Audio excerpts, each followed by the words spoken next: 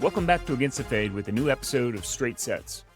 When I was younger, I was a chaser. If CrossFit had a new benchmark, I was doing it that week. If a trainer I followed swore by some method, I was running it by Monday. New program, new guru, new toy. I bounced from one thing to the next, and I told myself I was staying open-minded.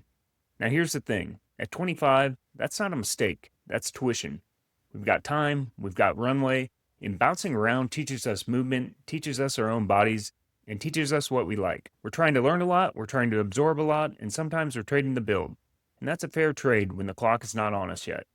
But now in midlife, the clock is on us. Somewhere in our 40s, that same behavior stops being education and starts being avoidance. We don't have the runway to burn a year on a shiny method that goes nowhere. We need training that has a point. We need results we can feel, and we need the kind of structure that builds consistency, because consistency is what actually delivers those results in the first place. And here's where it splits into two men. I see both of them every week when I sit down with guys for consultations. The first one has the opposite problem of my younger self. He found a routine, he never left it. Same exercises, same sets, same reps for months, sometimes years.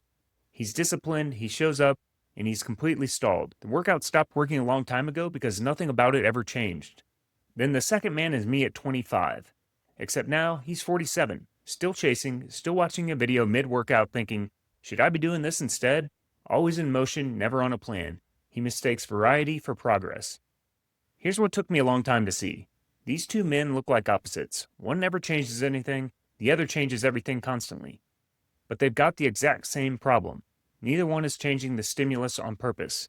One is stuck in a single gear, the other is grinding through all of them with no transmission. Both end up in the same spot, spinning and going nowhere. So let's slow down and name what we're even talking about, because change of stimulus is useless if we don't know what we're changing between. So there are three basic ways to load a muscle, and each one asks the body for something different. Muscle endurance is lighter weight for higher reps. It's the ability to keep going, to repeat, and to resist fatigue. We can call it work capacity or stamina. Then strength is the heavy weight for low reps. It's raw force, how much we can move at one time when it counts. And in the middle sits size, moderate weight, moderate reps, hypertrophy if we want a word for it. It's the work most guys picture when they think about lifting, and it's what actually puts muscle on the frame. Endurance, strength, size, 3 phases, 3 different jobs. Now keep one more thing in your back pocket because it's going to matter later. On top of how much we can move and how long we can keep going, there is how fast we can move. It's not a fourth phase, though, and we don't build a block around it. It's more a quality that rides on top of the other 3, and we'll come back to this. First, let me clear something up about these 3 phases, though. We were all taught that these are 3 sealed boxes. High reps only builds endurance, heavy only builds strength, and there is one magic middle zone where all the muscle gets made. Clean, simple, and not quite true. The honest version is messier and better.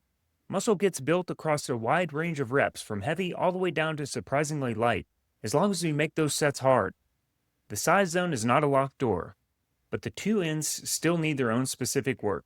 Heavy makes us strong in a way that the middle never will. Lighter and longer builds a gas tank that the heavy stuff doesn't fill. So if muscle grows just about everywhere, why bother cycling through all 3? That's the real question, and the answer is the whole reason we're here. Because for a man past 40, this was never about chasing the perfect pump. It's about what we start to lose and how fast we lose it. And what goes first is not the thing most of us would bet on. So which part of us fades first? Here's the trap sitting inside that question. We go hunting for one thing, and there's no one thing. The whole system starts to wear down at once. Strength, muscle, stamina, speed, all of it, and quietly on the same clock. And a single gear only ever defends the corner of that house. I felt this myself somewhere between 35 and 40, and the frustrating part is I was not coasting. I was training hard, random workouts, high intensity, sweat on the floor. On paper, I was one of the active ones, and I was still watching it slip. Not one thing, everything. A little less strength, a little less capacity, a little less pop across the board. No single day I could point to and name, just a slow leak running in every direction at once. That's what pushed me towards structure. Not because the hard work felt bad, but because hard work with no aim was defending one corner of a house that was settling on every side. Effort was never my problem, coverage was. Now the whole system fades, but not evenly, and the front edge of the whole thing is the fast stuff. The pop, the spring, the ability to make force right now instead of eventually. Coaches have names for this, and it's worth a few seconds to discuss. Strength is how much we can move, power is how much we can move fast. And it's the fast half that leaves first. We can hold on to a slow, grinding heavy lift for years and quietly lose the spring underneath it. That springy, reactive quality, the bounce that catches a stumble or gets us off the floor in one motion, is the first thing out the door, and it starts heading out the door right around the time we turn 40. Maybe you know this guy. He can still move a respectable weight, slow and grinding, so on paper he looks fine. But watch him get up off the floor after wrestling with the kids, and it's a 3-part operation with a hand on the couch. Watch him catch his toe on a curb, and the save that used to be instant lands a half-second late. He's not weak, he's just slow now. And out in the real world, slow is the fall we don't catch. Now here's the one piece of the machine worth knowing.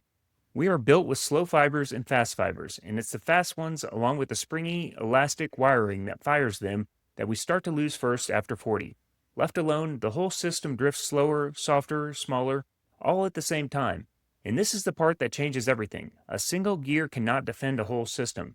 Cardio guards the stamina, but lets the strength and the pop fade. The same 3 sets of 10 guards a little muscle and never touches the top end force or the spring.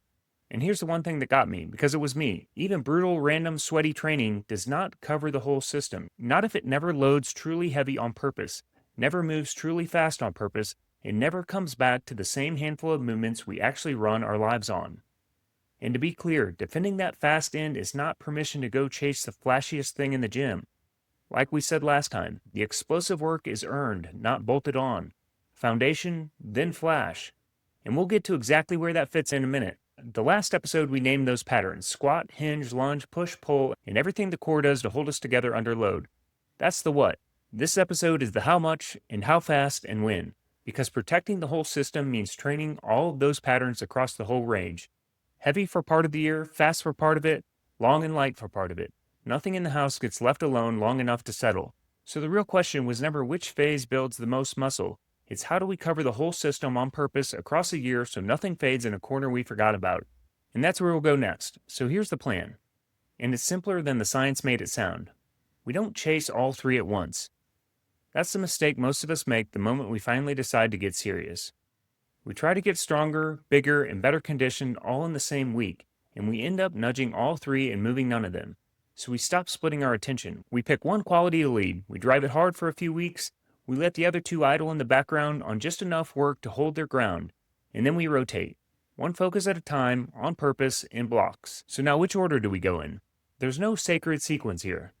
And anyone who tells us there's one magic order is probably selling something. What matters most is that we rotate them.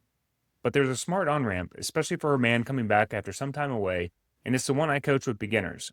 We start at the base. The first block is muscular endurance and work capacity. Higher reps, lighter loads, something like 15 to 20 a set.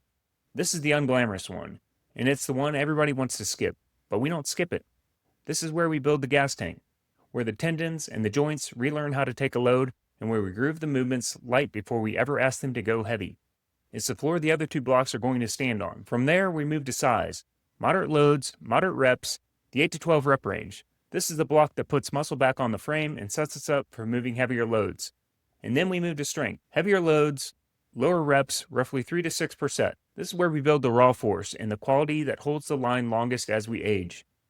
And then once we complete 3, we cycle back to the top and run it again. Endurance, size, strength, repeat. 3 blocks, and we're never more than a couple months out from having trained every quality that matters. Now, here's where the fast stuff comes in. The thing we said fades first. Power is not one of these blocks. It doesn't get its own season. It rides on top of all of them. Every session, no matter which block we're in, we open with one short, explosive movement while we're still fresh. A jump, a throw, a medicine ball slam. 3 or 4 crisp reps. Nowhere near exhaustion. Each enough to remind the body how to fire fast. And like I said earlier, we earn it. We don't lead with the flashy thing on day 1. We own the patterns first, and then we put the power on top. Foundation, then flash. That one small habit, a few fast reps at the front of every session, is how we defend the quality that leaves first. And underneath it all, one thing never changes. Every session still covers the 6 patterns we named last episode. The squat, the hinge, the lunge, the push, the pull, and the core work that holds us all together under load. The block does not change what we train. It changes how heavy and for how many reps. The patterns are the what, the block is the how much. The same 6 movements all year, just loaded for the season we're in. So now how long is a block? You want to pick somewhere between 4 and 6 weeks and then commit to that number you picked. That's the important part, that you decide up front and you hold it, instead of switching the day it gets hard or dragging it out because you're not sure when to quit. Where you land in that range is just personal wiring. Some of us want a longer runway to settle into a block and really milk the adaptation, so we run 6. Some of us need a change of scenery so we stay interested. So we run 4. Both work. There's no bonus for guessing the perfect number. The bonus is in committing to one and letting it run its course. Then, when the block is up, we rotate to the next quality whether we feel like it or not. And before we launch that next push, we take a lighter week. Not because we're soft, but because a 40-plus body earns its next adaptation during recovery, not during the grind.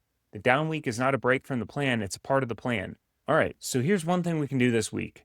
Not a new program, just this. We pick one quality to lead. If we're not sure where to start, we start at the base with endurance and work capacity. So pick a block length, 4, 5, or 6 weeks, and we commit to it before we begin. And then we run with that with real progression, a little more each week. Then when the window is up, we deliberately rotate to the next quality on schedule, not on mood. That's the whole move. One focus, a set number of weeks, then rotate. Because here's what we're really doing. The man stuck in one gear is not usually the lazy one. Half the time, he is the most disciplined guy in the room. He shows up, he grinds, and he never misses. But discipline aimed at one gear is still decline and slow motion because the qualities he never trains are fading in the background the entire time. We're not asking for more discipline, we're asking that we point it at the whole system instead of one corner of it. Strength, size, stamina, and speed, each getting its turn across the year. Nothing left to fade. Do this, and 30 years from now, we're not the man rearranging his life around what he can no longer do. We're the one who still gets down on the floor with his grandkids and gets back up without thinking twice. Still capable, still here, still climbing. So that's all for today. If you like this episode, do me a favor and subscribe, then send this message to a friend who needs to hear it. I'll see you next time. Don't fade.